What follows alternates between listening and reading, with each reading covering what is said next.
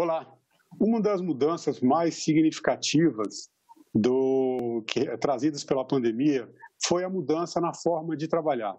O teletrabalho passou a ser a realidade de muita gente e uma mudança que parece que veio para ficar.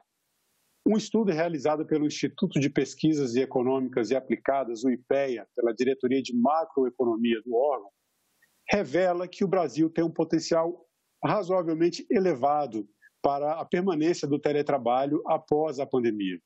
Sobre isso, nós vamos conversar com um dos pesquisadores, um dos responsáveis pela pesquisa, o senhor Geraldo Góes, que está aqui agora com a gente. Geraldo, muito obrigado pela sua presença. Eu agradeço, Marcelo, pela oportunidade de divulgar essa pesquisa do IPEA.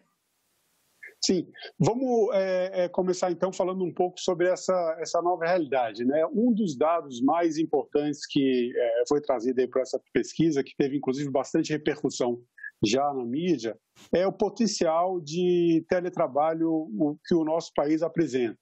Como é que está a situação do Brasil em relação a essa nova forma de trabalho que parece ser a nova realidade? O nosso trabalho, a nossa pesquisa, ela replica para o Brasil uma pesquisa feita recentemente, em abril de 2020, pelo Dingle e pelo Neyman, que são dois pesquisadores da cidade de Chicago, onde eles pegaram a classificação das ocupações de uma base americana e dados estatísticos do Departamento de Estatísticas, né, e conseguiram, então, calcular o potencial teletrabalho nos Estados Unidos. Ao mesmo tempo, eles pegaram dados da OIT, da Organização Internacional do Trabalho, e conseguiram fazer um grande estudo para 86 países. Nesses 86 países, o Brasil ficou na 45ª posição. O maior potencial de trabalho que esses autores descobriram foi o Luxemburgo, com 53% de potencial de teletrabalho. O Brasil ficou na posição 45ª, com 25%, e o menor foi o Moçambique, com 5%. Tá, o que a gente percebe... Estamos na média. Tá. Fica numa posição mediana. Agora, por essa leitura, assim, por essa síntese já que o senhor fez aí da pesquisa, a gente percebe que os países com desenvolvimento econômico mais elevado, países com maior renda per capita, são os países que apresentam as melhores condições para o teletrabalho. E no caso do Brasil, a gente, além de ter essa comparação com outros países do mundo, a gente também tem uma comparação das realidades dos estados brasileiros e do Distrito Federal. Como é que está essa situação assim, dentro do Brasil? Como é que são essas disparidades? Perfeito, Marcelo, perfeito. O grande resultado do estudo, né, do Dingle e do Neyman é exatamente isso. Eles descobriram uma correlação entre o PIB per capita desses países e o potencial de teletrabalho. Então, os países que têm maior potencial, exatamente aqueles que tinham a maior renda per capita. E por exemplo, em países como Moçambique, os países de menor renda per capita têm menor potencial. Pois bem, nós, ao trazer esse resultado para o Brasil, nós confirmamos essa correlação. Né? Então, por exemplo, nos 27 estados da federação, aqueles estados, exatamente, os estados de maior renda per capita, tinham realmente a maior potencial de trabalho. No nosso caso, o Distrito Federal. O Distrito Federal, com 31% do potencial de trabalho, foi o maior do Brasil, com algo em torno de 450 mil pessoas com potencial de trabalho. E o menor foi exatamente o Piauí, com 5% só. E a média brasileira, o nosso estudo, o nosso estudo tem um potencial de trabalho de 22%, e no estudo de Brasil, 20 milhões de pessoas poderiam estar exercendo esse teletrabalho. Tá. E agora, me diz uma coisa, essas disparidades, né, que a renda per capita ela já mostra a diferença de potencial do teletrabalho. Em que sentido essas diferenças, né, o melhor potencial para o teletrabalho, tende a fazer uma diferença na recuperação econômica desses países no pós-pandemia, né? Quer dizer, essa diferença ela tende a se acentuar, quer dizer, os países que hoje já apresentam um potencial melhor de teletrabalho, que apresentem melhores condições para isso, mesmo no curto e médio prazo, tendem a se recuperar mais rápido? Existe também essa relação? Veja, excelente, veja. Realmente, a questão do potencial teletrabalho está muito relacionado, né, com a incorporação tecnológica de algumas ocupações, de algumas atividades laborais. Exatamente aqueles países que são mais intensivos em tecnologia são exatamente aqueles que incorporam mais e, por isso mesmo, poderão ter, a princípio, né, potencialmente, uma maior recuperação. E essa diferença pode acentuar desigualdades econômicas também, tanto no caso do Brasil, dos estados, quanto do país em relação a outros países do mundo? Perfeito. A nossa pesquisa, né, na próxima etapa, nós temos vários recortes. Vamos fazer recorte por gênero, recorte por desigualdade, por faixa etária, por escolaridade. Tratamos já agora essa questão de que aqueles países, geralmente, na nível nacional, aqueles estados mais pobres são aqueles que têm o menor potencial. Agora, tem um dado que é interessante na pesquisa, embora fique bem clara essa relação entre a renda per capita e o potencial para o teletrabalho, ou até o teletrabalho já como realidade, ela, no caso do Brasil, tem um dado que é interessante, porque o estado do Mato Grosso, em termos de renda per capita, ele está em 5º lugar. Mas, em termos de potencial para o teletrabalho, ele está colocado em 21º lugar, segundo a pesquisa. E ali, entre os 5, 7 primeiros, acontece também isso com o Paraná e Rio Grande do Sul. O Paraná está em 6º, mas com a 7ª renda per capita, e o Rio Grande do Sul em 7º, mas com a 6ª renda per capita. Que outros fatores influenciam nessa diferença? Perfeito. Veja, existe uma correlação entre renda per capita e potencial do teletrabalho. Mas no estudo nós fizemos uma lista dos 27 estados, elencamos 27 estados, ordenamos por PIB per capita, né, e a classificação. Existe essa classificação, grosso modo, né, maior renda per capita, maior potencial, mas ela não é uma relação 1 a 1, não é uma relação biológica. Né? Existe uma outra característica, por exemplo, a questão da escolaridade, da questão demográfica, né? E questões culturais, na verdade, a gente pode até perceber um pouco isso também, né? que podem exatamente ficar, porque uma lista renda per capita não é exatamente o mesmo ordenamento do potencial de teletrabalho. Mas o que nós podemos verificar, por exemplo, em relação à média Brasil, tirando o Distrito Federal, a maioria dos outros estados que estão acima da média Brasil são os estados do Sul e do Sudeste. No caso do Sul, os 3 estados, inclusive, eles estão entre os 3 primeiros, né? entre os 5 mais bem colocados, né? A questão da escolaridade também, como o senhor colocou, faz uma diferença muito grande aí, né? Sim, perfeito. Veja, nós conseguimos identificar, para fazer o estudo, nós usamos a CODES, que é a classificação por ocupação das pesquisas do domicílio, da pesquisa da PNAD contínua, que o Brasil executa. E nós, na chamada classificação por grandes grupos, nós percebemos que existem algumas ocupações que têm um potencial de teletrabalho. Na classificação por grandes grupos, quais seriam? O que é chamado na categoria de profissionais de ciência e tecnologia, né, com algo de 75% capacidade de trabalho, seguida de gerentes, né, e diretores e gerentes, com 61%. Então, exatamente o que você está falando. Essa categoria, esses dois grupos de ocupacionais seriam aqueles que teriam o menor capacidade de trabalho. Em compensação, até, algumas categorias têm praticamente zero. Quem são as categorias? Né? Por exemplo, os membros das Forças Armadas, policiais e bombeiros militares. Potencialmente, não tem uma capacidade de exercer. Os profissionais de serviços médicos e de enfermagem, os montadores e operadores de máquinas e instalações, né? Os profissionais relacionados à distribuição e circulação de bens e alguns serviços, né? E também os profissionais que são ligados ao setor agrícola, de pesca e caça. Esses, vamos dizer, são os nossos heróis, né, do combate à pandemia. Tem algumas profissões que realmente não se enquadram nessa possibilidade aí do teletrabalho, mas aí em virtude mesmo da natureza, né, do trabalho que é exercido, que exige, né, a presença das pessoas. Agora, no caso do serviço público, né, você colocou aí a questão de que o Distrito Federal é a unidade da federação com maior potencial para o teletrabalho.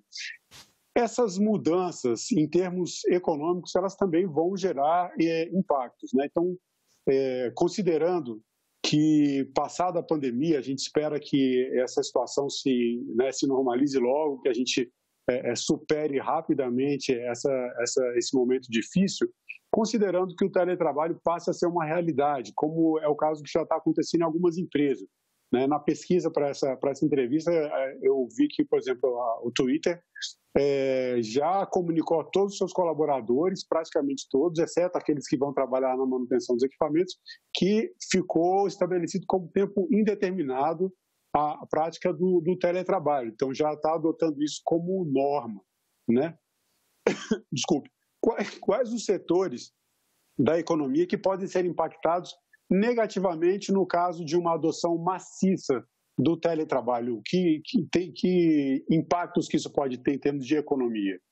Perfeito, Marcelo. Veja, os dados aí, nós temos muito poucos dados ainda para tentar destacar tendências. Uhum. O mercado de trabalho brasileiro é muito heterogêneo, seja pelos diversos recortes, pelas diversas dimensões. Nós não temos ainda dados para tentar extrair tendências.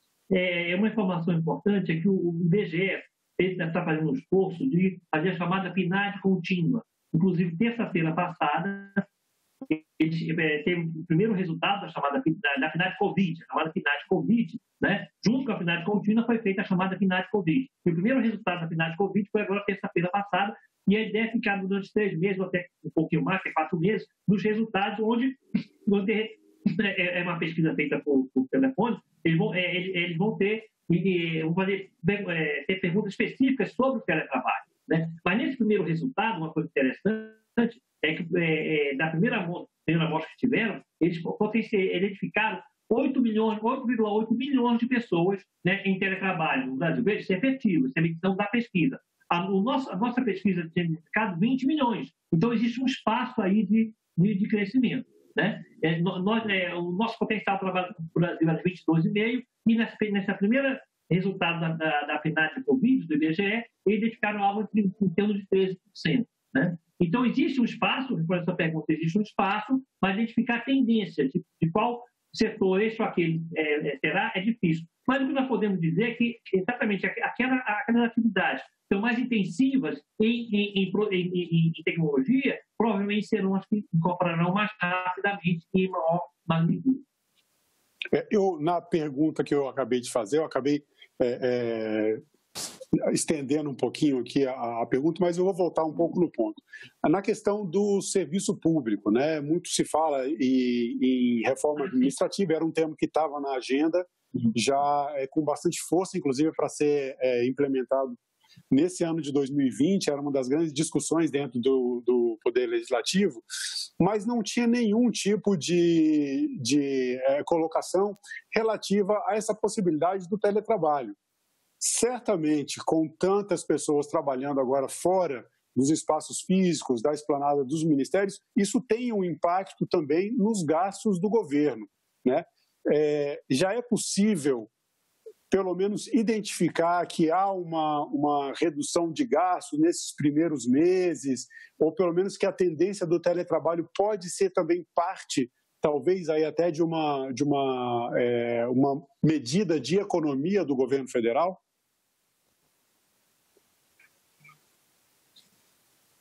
Mesmo, a administração pública federal, no caso, em relação à sociedade brasileira, ela é etc.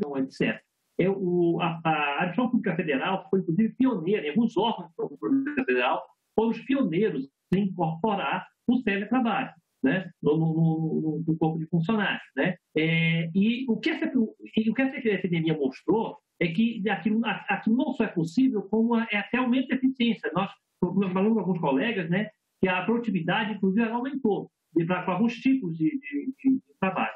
Então, nós acreditamos que sim, né, isso será um divisor de águas, que isso, vamos assim dizer, algumas resistências do ponto de vista de cultura organizacional provavelmente serão quebradas, provavelmente serão incorporadas, né, mas nós temos que ter um pouco de cuidado também, volto a repetir. a descobrir essa questão da tendência, né? Por exemplo, você falou essa questão da remuneração. A princípio, não, porque se você está exercendo a mesma atividade laboral, você não verá redução.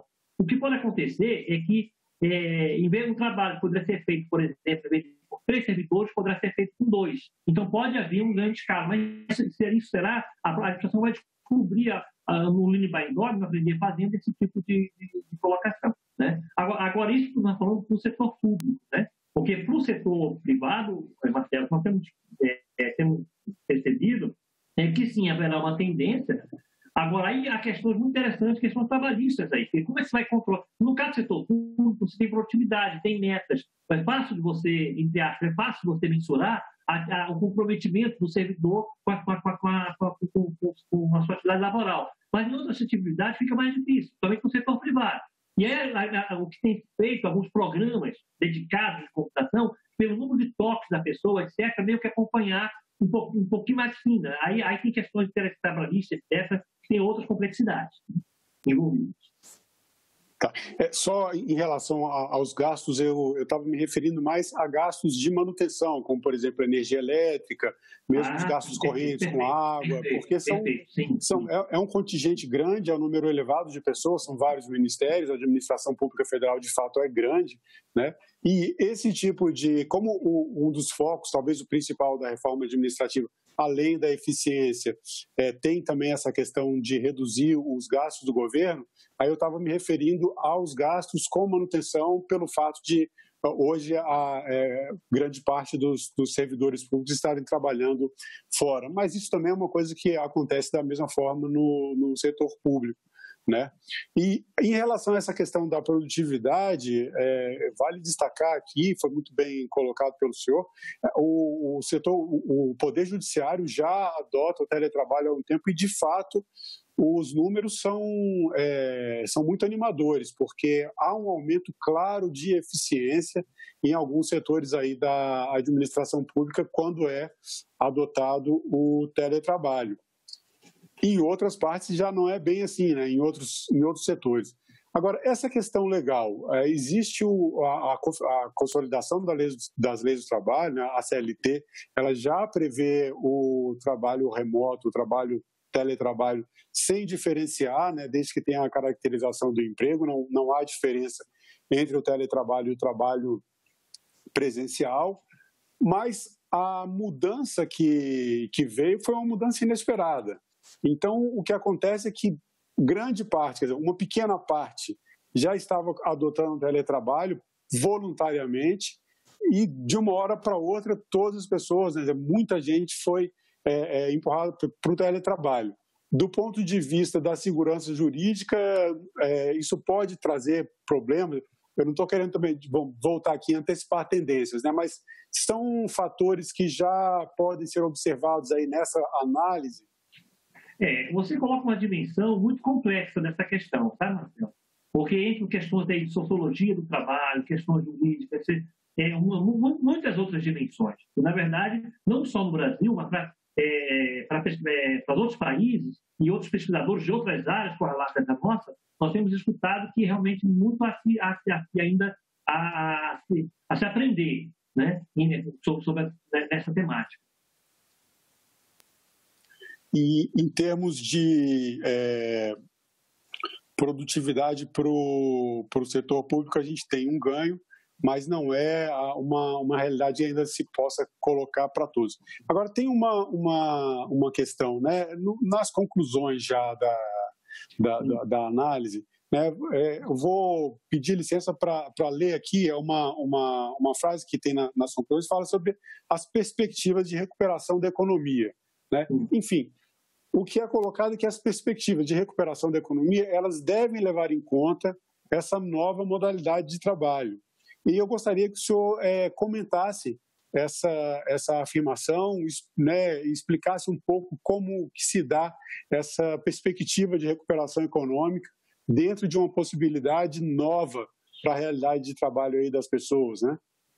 Perfeito. Veja, quando você tem um processo de recuperação econômica, quem geralmente puxa essa economia é o consumo, né? É o consumo que é a grande tração para trazer essa economia. E o consumo está ligado diretamente com a renda das pessoas, com a geração de emprego em renda. Ora, aquelas atividades laborais que exatamente por serem intensivas em produtividade, em tecnologia, são aquelas que terão a maior capacidade remunerativa, né? Então, podem ajudar. Mas, por outro lado, nós temos que ver também que algumas atividades ficarão exatamente muito fora dessa situação. Porque é muito possível, Marcelo, que haja uma discussão da questão de renda mínima, né? Cada vez mais pessoas terão que ter algum tipo de remuneração porque não terão acesso ao mercado de trabalho. Ou seja, é possivelmente algo que acontecerá. Sim, até porque essas profissões que não têm essa possibilidade de se adaptar ao teletrabalho, muitas delas podem ser profissões que vão desaparecer aí com chegada de novas tecnologias, especialmente a inteligência artificial. Agora, para a gente concluir a nossa entrevista, Sr. Geraldo, em relação a essa relação, né, em relação a essa ligação que existe entre o teletrabalho e a renda per capita, minha pergunta é, em termos de produção de riquezas, o teletrabalho também tem essa característica, o teletrabalho vai ser um novo motor da economia, quer dizer, a produção de riquezas em países onde o potencial de teletrabalho é maior, deve ser acelerada também, isso deve ter um reflexo dessa mudança? Sim, sem dúvida, nós podemos anotar correlação, né, Marcelo? Mas talvez a causalidade um pouco mais difícil, né? É mais uma... Bom, aí a gente estaria voltando a uma questão mais de tendência, né? Isso, seria uma... A causalidade fica mais difícil de constatar, né? Porque tem uma série de outros fatores que poderiam estar relacionados. Que fatores, por exemplo? Exatamente a condição de vida, a condição de trabalho, né? Que percentual a pirâmide demográfica dessa população, porque assim como algumas profissões podem estar mais aptas, a questão também tem a ver com questão demográfica, questão de escolaridade, então uma série de outras variáveis, né? Mas o que estão percebendo cada vez mais é que o teletrabalho veio para ficar, né? E cada vez mais será uma realidade nas nossas vidas. Isso deve alterar uma série de configurações, aí, inclusive nos lares. Aí, o próprio mercado imobiliário já fala também em modificações que ainda não dá para dimensionar. É muito cedo, a gente estaria fazendo um exercício de futurologia aqui, não é o caso. Mas, sem dúvida, eu acredito que é uma realidade que veio realmente para ficar na vida das pessoas. E, claro, né, hoje é uma situação diferente, porque a gente tem, inclusive, a questão das escolas paradas, isso ainda não permitiu às famílias terem uma organização adequada para essa nova realidade. O que você está falando é muito importante, porque a gente percebeu que muitas pessoas que estavam fora do uso da tecnologia, da distância, até essa própria entrevista que nós estamos fazendo hoje, se tornou comum. Por exemplo, eu faço parte do meu caso pessoal, tenho várias reuniões feitas, já acordo com uma agenda de reuniões feitas, né, via Skype, via as mais diversas ferramentas. Isso está sendo incorporado no dia a dia, no cotidiano das pessoas, né? Sim, isso afeta aquela questão da cultura organizacional também, né, que o senhor comentou, né? Então tem esses outros aspectos aí das relações de trabalho, como exercer liderança, a questão da cultura organizacional, o valor social do trabalho, tudo isso aí vai ser impactado também, mas aí já é outra conversa, né? Você me lembrou um colega que assumiu um cargo no Estado da Federação, ele assumiu um cargo por teletrabalho e montou a equipe por teletrabalho. Já está funcionando, né? Já está funcionando. Bom, Geraldo, o nosso tempo acabou, eu quero agradecer aí pela entrevista, parabéns aí pelo estudo e vamos estar acompanhando aqui da TV Senado as próximas publicações do Instituto de Pesquisa Econômica Aplicada, porque são informações muito importantes aí para a gente, para a nossa sociedade. Eu, Marcelo, aqui em nome do IPE, agradeço a oportunidade, que a nossa missão nacional é exatamente divulgar conhecimento para uma política pública mais eficiente. Obrigado. E obrigado também aos nossos internautas, obrigado a as pessoas que estão assistindo aí, que assistiram a nossa entrevista. Se vocês quiserem rever ou compartilhar essa entrevista, ela estará disponível no site da TV Senado, senado.leg.br/TV, e também no nosso canal do YouTube. Se você quiser fazer uma crítica, sugestão, sugerir um tema para o programa Cidadania, envie mensagem para a Ouvidoria do Senado, senado.leg.br/ouvidoria. Obrigado pela sua atenção e até o próximo Cidadania.